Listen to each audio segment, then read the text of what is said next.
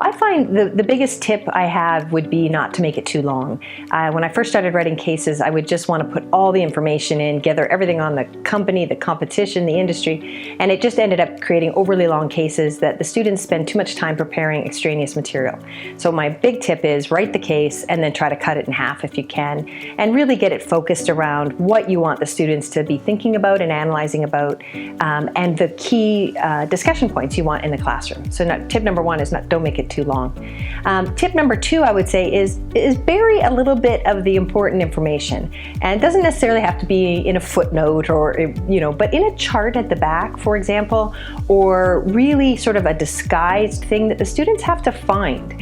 And I find in a class discussion, those little nuggets that get buried, the best students find them, and it surprises the rest of the class, and it's a really good discussion point to get the students debating and discussing amongst themselves. If you do use a lot of numbers, make sure you present them in a way that the interpretation is going to be relatively straightforward. Because if there are multiple ways to interpret a number, that just causes confusion in the classroom discussion later. So I'm not saying make it overly simplistic, but I would say make it clear what the numbers represent, the units of the numbers, the years that the data apply to, and that makes the class discussion a lot more straightforward, and you can focus on the proper analysis rather than debating or interpreting the number itself.